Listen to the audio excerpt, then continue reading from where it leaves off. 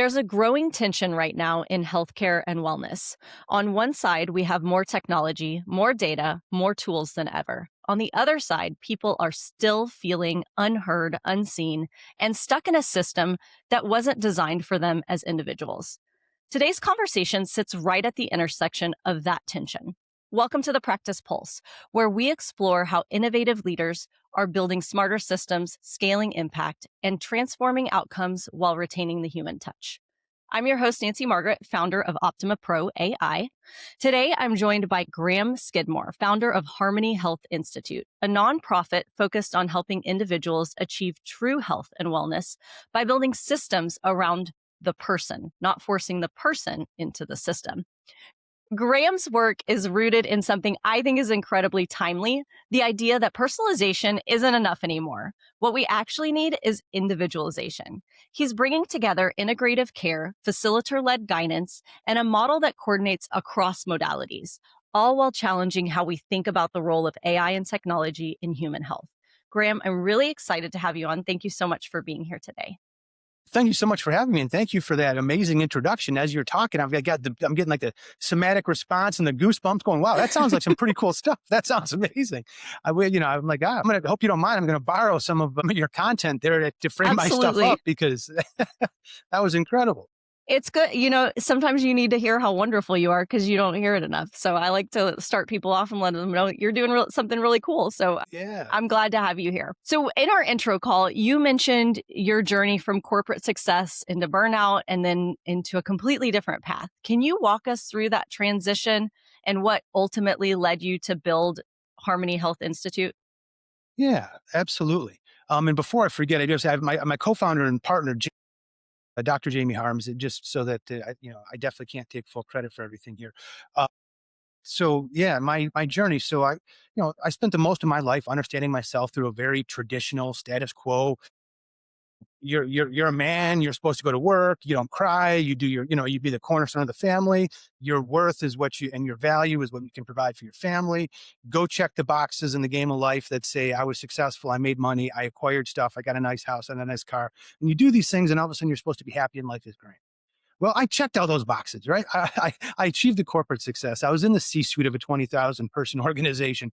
I had the money, I had the car, I had the country club memberships, I had the stuff. And at the same time as having all that stuff was also the height of my misery, the height of my burnout, the height of my unfulfillment. And I remember being in a Starbucks line with Jay, who was the CEO and who I reported to. And I said, man, Jay, I don't even know who I am anymore. I feel like I'm just a culmination of learned habits and behaviors to get by. And that moment kind of stuck with me. After 21 years, we decided to part ways, which was a big surprise to all of us because we all kind of figured I would just, retire there and never leave. So after leaving, I said, all right, look, I played this game the supposedly the right way, and I don't even know who I see in the mirror before, and I feel like crap when I wake up in the morning, physically, emotionally, etc. So something's got to give before I can go on in my next chapter of life and figure what that is. So I started to understand myself and tried to heal and become healthy again. And so, again, like I said, I grew up in a traditional household. So I went and understood myself through the traditional lens. And I received the diagnoses of autistic, dyslexic, dyscalculia, alexithymia, ADHD, Erland syndrome, which is what these glasses are. It's definitely not a fashion statement. And I was like, all right, that's cool. I got enough I got enough new ways to understand myself and to work through right there. And so, and at the time that was very helpful to understand myself through those lenses because it gave me a new vernacular. It gave me the ability to put words to feelings or experiences that I had that maybe I couldn't before. But then just the same way the words and things like that can lift us up and propel us forward, they can also hold us back. And so one of the things that I found was that the more that I kind of leaned into my identity through those labels, the more limiting they then became for me. And the more the symptomatic aspects of them played out in my life, which I didn't have before. All of a sudden I found myself having a much more fear-based approach, anxiety greater than what I had ever had. I found myself struggling with verbal communication. Let's see here, and a variety of other things. And then finally got me to the point where I kind of had a breakdown in my living room. I was like, something's got to give here. And in a combination of conversations with friends and otherwise, then I kind of had a bit of a spiritual awakening and started to understand myself through the Eastern lens, indigenous and spiritual lenses. And so it was really only once I understood myself through Western approach, Eastern, indigenous, and spiritual, and taking that integrative understanding of myself that I finally became, that I was able to heal myself, become comfortable in my own skin, and really just and then I felt confident to navigate life. I didn't need to know everything that was going on. I didn't need to have such control over things. And so how that kind of led into the Harmony Health Institute was after I went through my journey, I did, thought about it and said, okay, what were the gaps? What would have been needed for me? What was my experience? And then I kind of took that, bounced that framework up against other people that I knew that have had, similar experiences and said, hey, how does this kind of framework tie into what your experience, what your path was?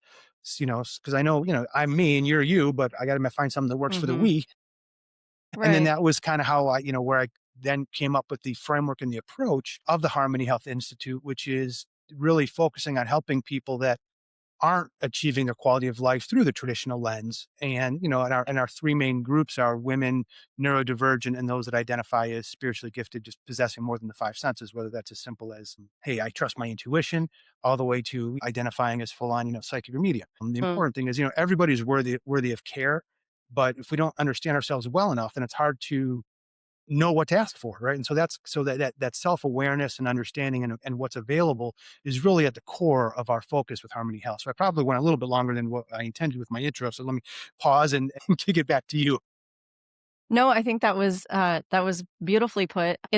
It's amazing to me how frequently people come up with these ideas like the Harmony Health Institute based on their own experiences, but, you have to take it, like you said, a step further, like, "This was my experience. Here are the gaps I can identify. Here's how I can make that smoother, but let's talk to other people, and how can we make it smoother for other people so we're really maximizing our reach on who we can help through this process." So I think that's an amazing kind of founder story and how you got to where you are today. And I'm a firm believer that we don't necessarily reinvent ourselves in new positions and new roles, but we're really just building upon what our experiences have been. And you've really taken that to another level with Harmony Health Institute. So that's Yeah. awesome. And I would, if I could add real quick, in Yeah, many cases, absolutely. we get so focused on the adding to ourselves that I think that we forget that we need to, well, for me and others, the healing journey actually came from learning to take away from ourselves, right? Take away Mm. the conditioning that's put on top of what our natural state is. Take away that guilt, that shame, that fear, that anxiety that inhibits us and holds us back. That's so true. Yeah, I do. I focus a lot on like what have I learned from this? But sometimes you have to unlearn things and I've done that as well, but you're right. You definitely have to sometimes you have to go in and unlearn some things that are no longer serving you or maybe never served you in the first place. So that's a really good point. So when you look at traditional healthcare, even in the traditional wellness system, what do you feel is the biggest gap that's missing for people today?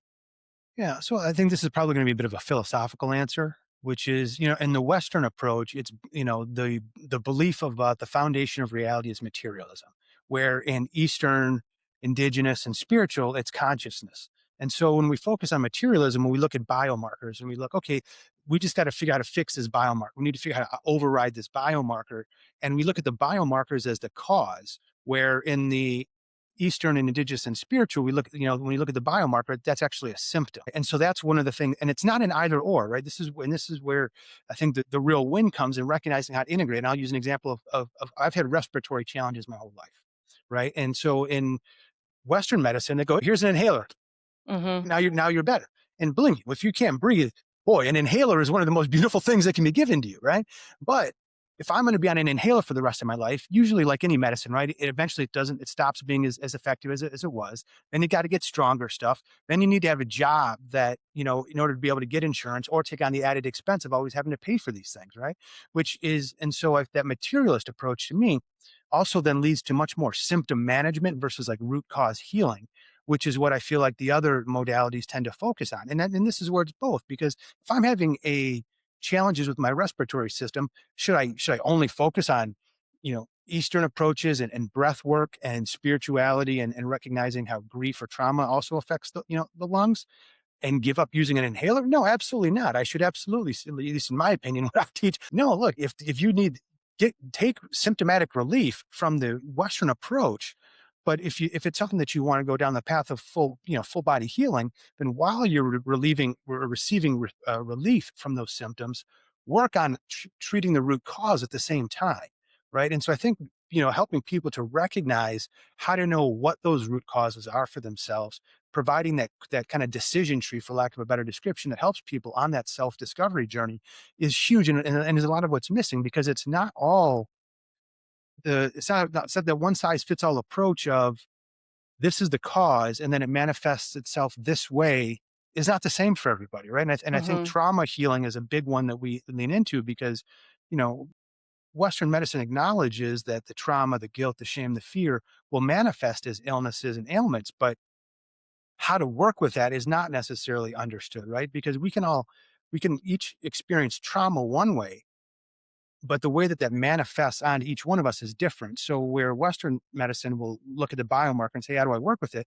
Our approach says, we know let's heal the trauma, and now let's see what symptoms are removed as a result of that, and let's continue to work from that, and let's anchor into what are the goals in life that you want to be able to do, what are the things you want to do that you're not able to, and so we use your goals as a little bit more of our measurements of success, right? And it doesn't mean that we that you don't use the biomarkers. Of course, you should understand your blood pressure and your cholesterol and things like Right. that, Yeah. right? It's not an either or; it's an and.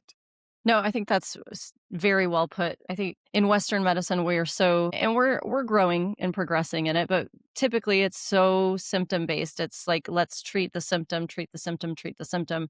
And to your point, it's not that we need to not do that, but let's also figure out what is actually causing this. And I love that you dive into that from a perspective of individualization and personalization, because you really do have to, we have so many different factors that make us human and so many different ways that that presents itself in our everyday lives. So you have to take into account an individual for who they are and where they're at, and their experience, in order to really treat them holistically.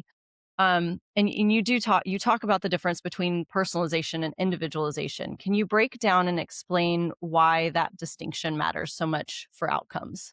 Wow, I'm so glad you asked that question because I feel like whenever I say individualization, people hear personalization and they apply Mhm. personalization to it, and it's a huge difference to me in the way I interpret it.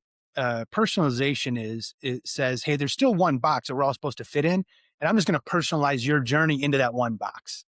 Where to me, individualization says your normal state is the box, Mhm.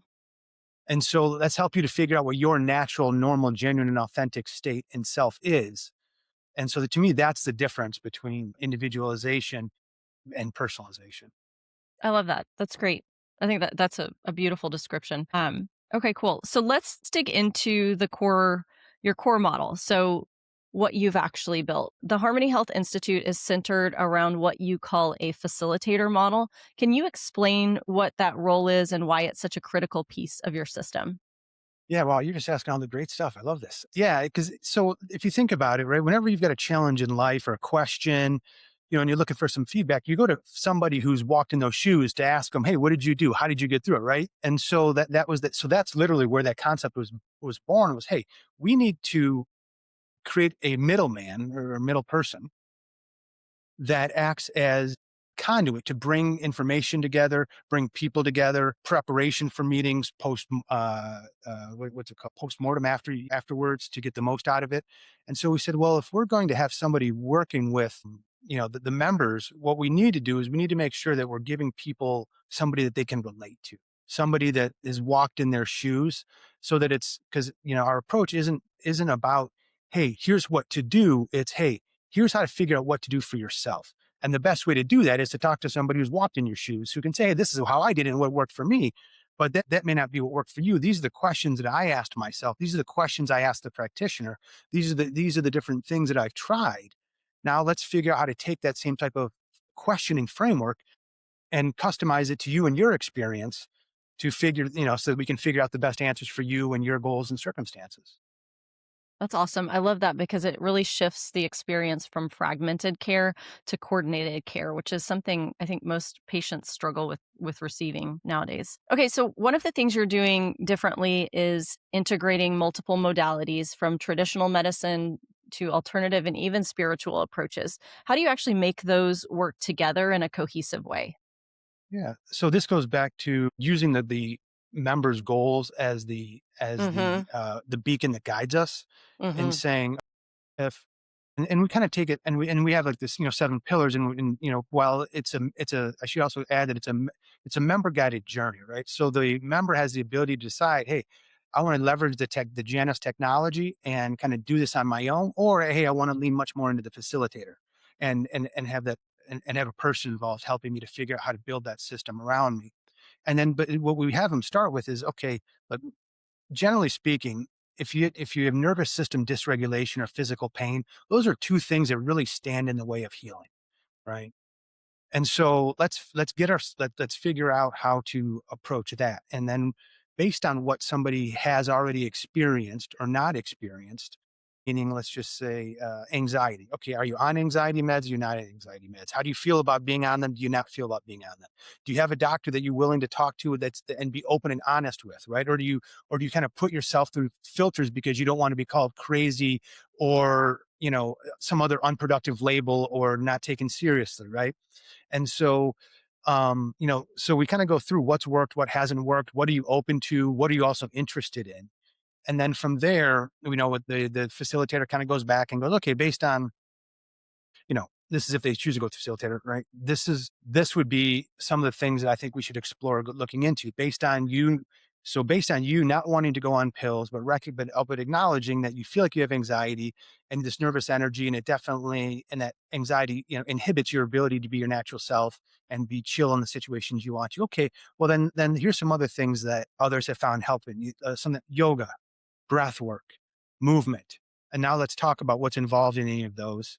And then let's explore, right? I mean, this is a lot of this isn't just about, hey, we give you the answer and it works. The empowerment comes from you trying things and figuring out what works for you. So we say, hey, do you have an opinion on which one of those you want to try first? Okay, well, let's go that route. Let's connect you with somebody who can help you with yoga. Then let's try breath. And then after you go through those, let's reconvene, figure out what resonated with your body, what felt good.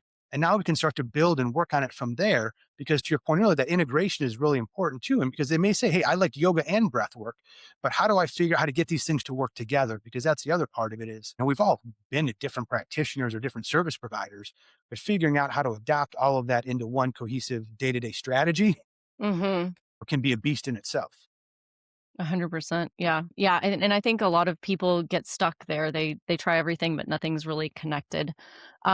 Okay, so can you share with us an example of how this model has helped someone move from feeling really stuck in their journey to actually making meaningful progress? Yeah, absolutely. I'm trying to think about which example here I want to. Sure. All right. Well, yeah, I guess I'll give you two. We can figure which one I do. Yeah, So go for one, it. and this is a little more woo woo. I know. I think your audience might tend to be a little more traditional, but hey, my gifts are my gifts. I We know get what I both. know. Okay, Yeah. great, wonderful. I Yeah. didn't. And so one of the things that is part of my belief system and teachings and gifts is that Earth is part of a curriculum. It's a living and learning experience, and so we're all here to learn certain things. And when we don't, and without recognizing what we're here to learn, we get stuck in these learning loops, and these learning loops can become very painful because we're going to learn that lesson, right? We're going to be provided these catalysts, and when we're not recognizing the catalysts, the temperature keeps rising, Mhm. and then that's usually then what ends up resulting in that's a lot of times where that guilt, the fear, the shame, and anxiety come from. Is that's what and so not to mention, and so part of that is in the Western teachings, what's very common in Western teachings is that if you experience adversity, it means you did something wrong, you're at fault, somebody made a mistake. Where, in other teachings, it's no, you didn't make mistakes. This was all part of your learning process. Without going through that catalyst, you never would have had the motivation to go from A to B. And so being able to help different people to recognize when they're in those loops, I helped, for example, well, one gal, she wasn't leaning into her divine feminine and she was really leaning heavily into her masculine energy. And so it was, helping her to achieve and work because, the masculine energy is more dominant, but it was Mhm. definitely taking a toll on herself, the enjoyment that she was bringing in. And, it becomes very fatigued, and it resulted in a lot of fatigue. And so once I helped her recognize that she needed to lean into her divine feminine and how to be just as direct or assertive with that energy, all of a sudden, what was really cool was that she was worried about it not going over well, it actually people were more receptive, right? The more that she was in her natural and authentic self, the more that the greater her impact was with other people, and how much more energy she had and how much more she felt like herself and just got a little more pep in the step, pride in the stride. And another one was trauma healing. One of the things that, one of the ways that trauma manifests itself with women is in menopause and intrauterine bleeding. So we have, it's just, we're just getting started, but we already have three use cases where helping somebody to truly not just heal their trauma, but transform it into understanding and gratitude for that understanding was able to help them avoid needing surgery such as removing the uterus, right? Western medicine doesn't always have Mhm. a soft and gentle approach to helping women remove symptoms. And so, anyways, and so that was another way where, these are people that suffered with these symptoms for a few years but didn't want to go with surgery. And so helping them work through that trauma and to get the learnings and the personal growth out of it, literally overnight, bleeding stopped. It was That's pretty amazing. remarkable. Yeah, that's something that I think a lot of women struggle with because it's like you're presented with these options of, uterine ablation or actual removing of the uterus, and you don't necessarily want an invasive treatment like that to be able to see that there might be an alternative that could provide you symptom relief without that invasive treatment. That's awesome. Or hormone replacement. Sometimes they're, suggesting which is good for some women, but also sometimes it's not necessary, like you're talking about when maybe there's an underlying issue of trauma that needs to be addressed. So, Yeah, and I think that we've become so normalized to trauma that we think mhm. about trauma. I didn't have trauma. I wasn't beaten as a child and thrown in the closet, right? And literally, I was definitely one of those people. I didn't have much of trauma, but then once I Yeah. understood trauma as something that affects my ability to just be my natural self, something that inhibits the way that I respond, something that alters my behavior, I was like, oh yeah, I got all kinds of that. Yeah, Yeah, and so then what? because Then yeah, yeah, just because you don't realize at the time when these things happen to you that your body is understanding it at a different level, and when your body understands it at a different level, it's going to take steps to protect itself from that happening again, even though you might not necessarily be in danger next time that happens, but your body recognizes that situation. So you have these behaviors that then come up that you don't necessarily want because they're triggered from a much younger trauma that you don't even realize is there. And if you don't work through those things, you're having these behaviors that are actually inhibiting you from growing and progressing because your body's trying to protect itself still. And you've got to really jump in there and say, hey, I'm an adult now. Like I can protect myself from these things and operate through them. So I think that's wonderful that you're addressing from a holistic approach, including some trauma informed care and working through that with people. It's yeah. I wonderful. mean, I think that there are so many ailments, and because it's not a one-to-one ratio, right? Like it Mhm. is with, to say, biomarker to illness. It's not as easy to pinpoint, but I can't say that, you know, based on my experiences, my beliefs, gifts, etc. There is a very significant percentage. I would even say a majority of.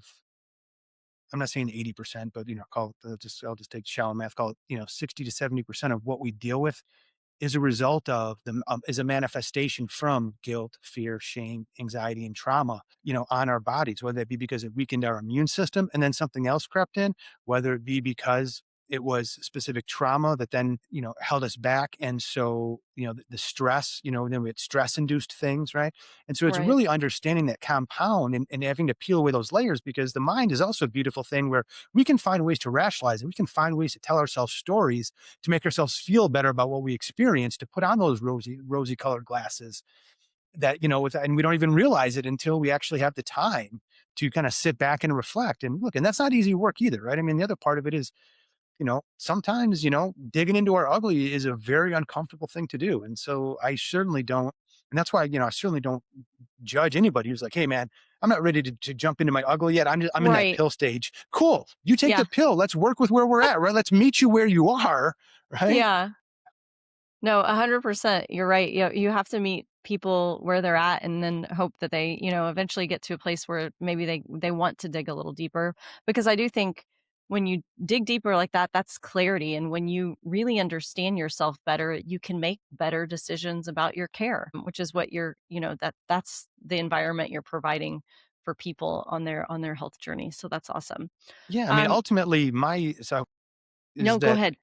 if we just kind of thinking back to like what are the things, the measurements of success that kind of guide us, the one thing that everything to me always revolves back to is is being able to look in the mirror and accept, appreciate, and love what I see. And that comes from, right, recognizing that I went through what I needed to go through to be who I am today. I went through these things to recognize that I'm worthy of love. And it's because, and some of these catalysts were to learn how to love myself through that adversity and how to Mhm. reinforce that. Right. And so I think that, so much is, and this isn't meant to sound cheesy at all, but so much is solved through the love of and recognizing how we were actually receiving love along the way, but we didn't know how to receive it. Like for me, I felt like, when I was going through everything, I can't catch a break. Nobody understands me. I'm so misunderstood, blah, blah, blah. But then once I took the time and sat in my ugly, I was like, nope, I was the asshole. Right. But, but I could also either beat myself up because I would say, wow, it was my fault. I did something wrong. I should have done it this way. Or I can look at it and say, wow, you know what? I was this way, but look at the grace that people gave me. Look at the patience that they had with me. Look at the way that they actually cared. Unfortunately, yeah, I didn't have my antenna up at that time to be able to recognize those things. But now, boy, what a powerful reframe to recognize that where I thought I wasn't getting support, I really was. And boy, does that make me feel much better about myself too, that these people saw me as being worthy of investing of their time and energy and emotions into when I wasn't giving myself credit for it. Right. And so Right. both can be true. It just depends on how we want to think about it for ourselves. That's awesome. That's a great perspective on that. Okay, so let's shift now and talk a little bit about the operational side because that's where a lot of great ideas are either going to scale or they're going to stall. You've built this as a nonprofit, but it's also a scalable system. So, how are you thinking about infrastructure and systems to support individualized care at scale? Yeah, and so that's exactly the phase that we're in right now, right? We're going through Mhm. that pilot phase with people because one of the challenges with providing that individualized approach is that I need to be able to have it be fluid and flexible enough that it meets people where they're at, but not so fluid and flexible, but not so flexible where people are like, I don't know how to get started and I don't know where to go to next, right? Right. Right. And so in full transparency, some of that I'm still working through with, you just getting data and use cases to know how to do that. But that's where starting initially with a goal setting session of this is what I want to do, this is what success looks like for me, so that there's always I guess, and that's where we develop the individualized plan of care that the person can use to guide their own journey. And so I've referred to Janus, which is a technological approach. And so Janus provides both a decision. It connects people with information, but then as it connects them with information, it also provides a decisioning framework for them, so they can figure out how to make heads or tails of what they're working with. They can use that when they work with their practitioners, their service providers, or when they're working with their facilitators. Um, and so at the end of the day, being able to provide somebody to say, this is where you're at today, this is what your goals are. These are the things that we need to help you solve along the way, are the different ingredients into creating that individualized plan of care for people. And then to your point, now, while Harmony Health is a nonprofit, I do have a for-profit entity called SAF Solutions, and the technology that I'm referring to in individualized plans of care, the education, that is actually all owned by the for-profit entity and donated to the nonprofit. And the nonprofit serves as both the ability to use it to put good into the world, but then also by providing those use cases and proof of concepts, I now have for-profit products that I can sell that I can also use them to funnel the revenue into supporting the nonprofit and other things. So there is a couple components to that. I don't know if I fully answered your question or not, though. You did. No, I think that was a great answer, which kind of brings me to my next question. So tell us a little more about the role that technology does play, like specifically AI in your model and how you ensure it enhances the human experience instead of just replacing it. Yeah, that's a huge. I mean, that one you really hit at another core leg or another leg of the stool for me, which is really Mhm. important. Which is a lot of the approach today with AI I just labeled as telling humans to give up their agency, right? Mhm. Listen to our tool that tells you what to do. Well, you're not creating it. And in that situation, you're creating dependency, not empowerment. And so my belief with AI, whether it be personal journeys, professional journeys, any use at all of AI it should be used to augment human intelligence, right? So it should be used to help you to figure out what to do for yourself based on your goals and your circumstances. And the way to do that yes, it can provide you, it should be able to connect you with information, connect you with questions to ask, connect you with decisioning frameworks. But ultimately, it shouldn't take over. AI should not be the one making the decision of here's what you should do. You Hmm. should be the one figuring that out, being prompted by, and with AI kind of helping, asking you the questions or giving you the prompts and the nudges along the way until you figure it out for yourself. No, I love that. And that's one of my core values with my company because we provide AI solutions is that it's using AI to increase the human touch. So really allowing you to build a better, deeper relationship because you're not caught up in some of the mundane things that can be integrated into an automation. So I love that you are also focused on that because I think it's super important. Right now, AI is the wild, wild west, and there's not a lot of regulation. Not necessarily everyone is using it ethically. And so I think it's important to have those conversations and make sure that that people get on the same page with what do we want to use AI for. So I love that you brought that up.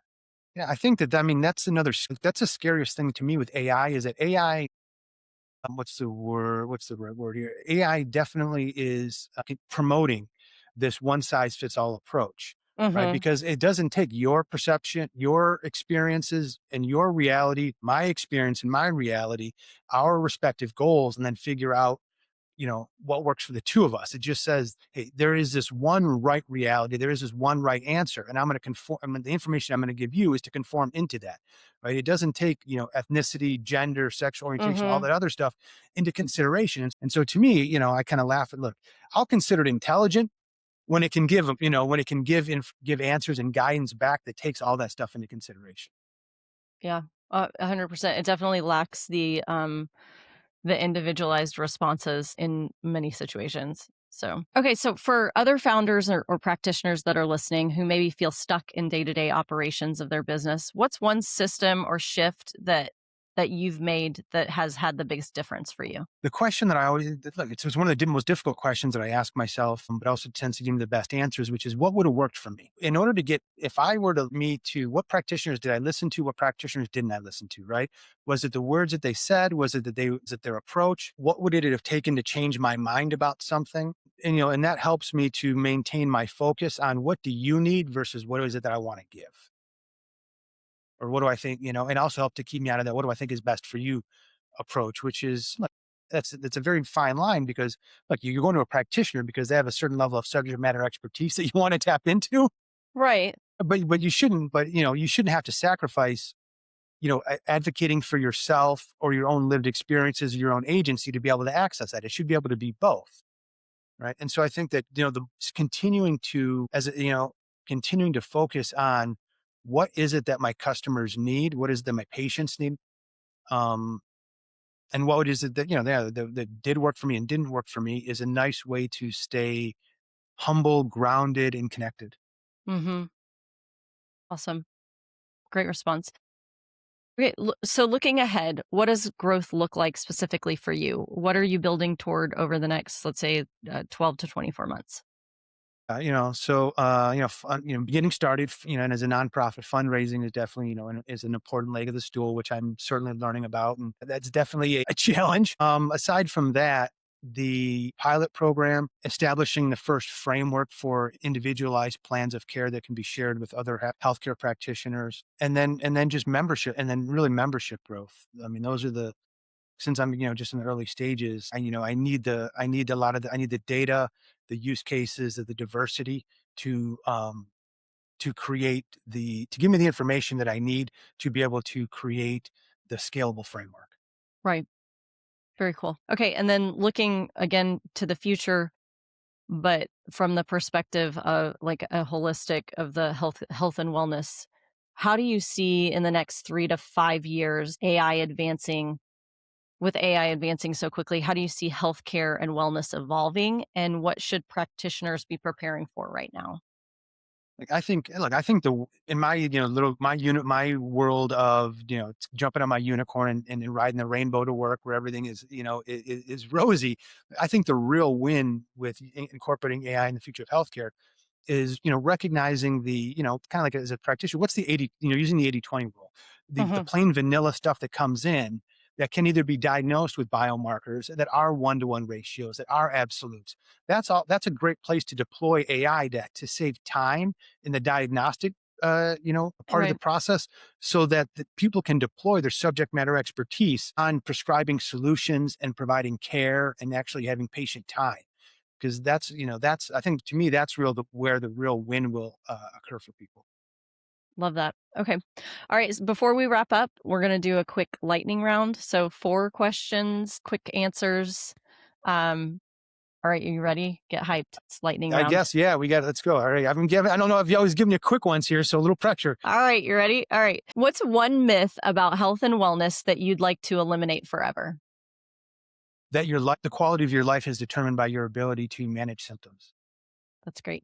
What habit keeps you steady when the stakes are high? Breath work or meditation. Great.